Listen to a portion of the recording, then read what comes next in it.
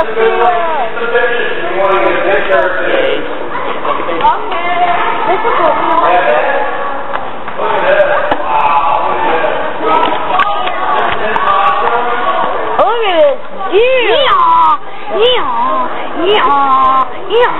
Shut up. Oh, want to bet if give me a rock or something, I can throw it all the way down there. Dude, anybody can do that.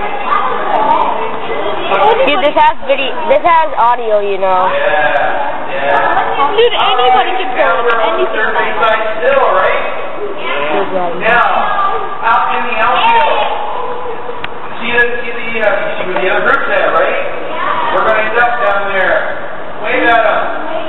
Where they at?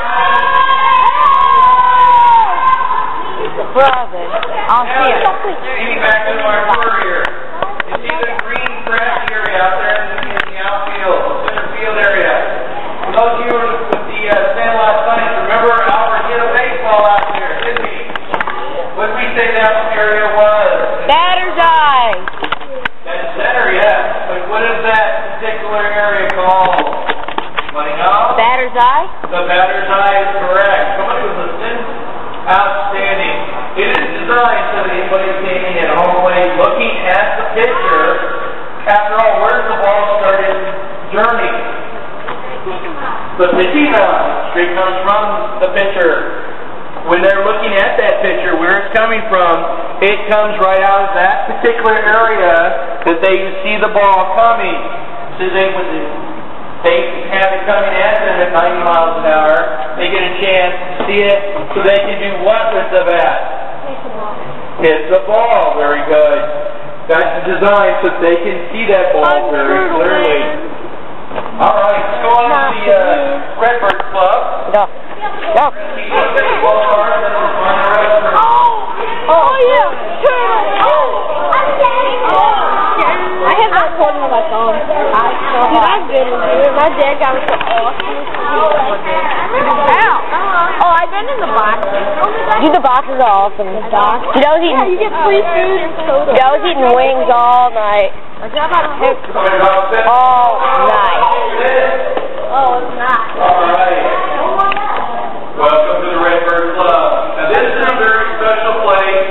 In the other areas, the Bank of America and a few places out in center field, for one price, you get in the ballpark, you get all you can eat, all you can drink, for one price. Now, in here, it's different. You get a seat outside, and you get access in here. Mom and Dad have to pay for eating and drinking separately from their ticket price. It's not included. But one of the things about this particular area is very special. 3,000 fans every ball game get to come up here and enjoy being in the air conditioning, or like today, in the warmth of being out of the weather. This is a great place to do it good. I've worked in front of those cars, and the air conditioning is wonderful in this particular area. Very nice. Now, Mr. DeWitt, our primary owner, decided he wanted to add a little touch of his own up here. And this is called his baseball collection. He has reproduced into a wallpaper, and you can see all these gentlemen's names. You can't see the staff, but they all were Cardinals at one time in their career. The exception being Zach Page. And him. Now, all these gentlemen, you see the baseball cards in different shape. You see chewing gum, you see Cracker Jack. The long, thin ones are tobacco product cards. Those actually were for when you bought chewing tobacco and such. Hi, Mary. How you doing? Good to see you. Thank you. You're back up. Thank you very much. And it's a great one you're bringing me up here, so you can add to that wonderful crowd that we've had so far. Anyway, getting back to it. One of the most famous baseball cards to ever be sold was Honus Wagner's baseball card. Famous Pittsburgh Pirate, Hall of Famer. He did not want his card put on tobacco products. He did not like tobacco. He didn't think it was a very healthy thing to do, which is not. But the thing of it is, got a chance to say, hey, I don't want my card on it. They respected that. They put those aside and actually reproduced his card, and those they put out on the market. For $2.8 million, when they sold the very first one, 1.6 a second one just a couple years ago. So if you got a Honda Biker card, hold on to it or sell it depending on your needs. But the thing of it is, it's a great wall of cards. You see them in the Satchel page. He represents two things. Here in St. Louis, we had two teams at one time. We had the Browns in the American League, and of course the Cardinals in what league? National. Very good. Now, the Browns weren't very good. They didn't play very well.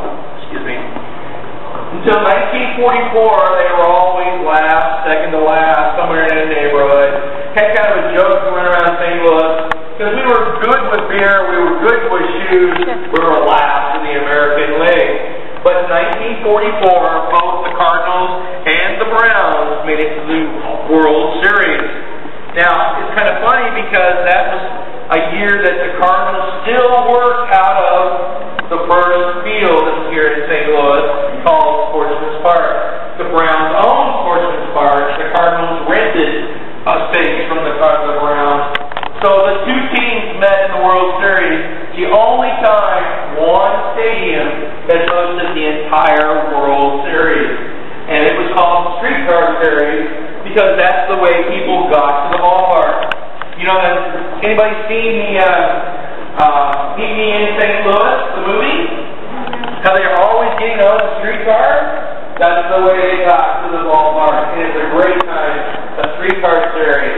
The Cardinals won it too, so we love that. Mr. Page also represents the fact that, number one, until 1947, African Americans should not play in the major leagues. 1947, Jackie Robinson cut the color barrier and played baseball with the Brooklyn Dodgers. Mr. Page here came up with the Cleveland Indians. He was traded to the Browns a couple years later. He was a great pitcher. Now, how old do you think a player or pitcher coming into in the majors, how old do you think they are when they come in? 21? Anybody else? Got a good guess? 25? 19? 20? Somewhere in the neighborhood? He was 45 years of age. About the time everybody was thinking about retiring, he was coming into the major league.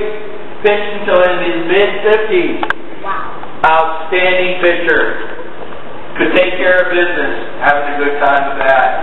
All right. Now, we're going to go find a restroom. We're going to go find another place that's pretty unique. It's called the Radio Broadcast Booth. So if you would, let's go this way. Let me get ahead.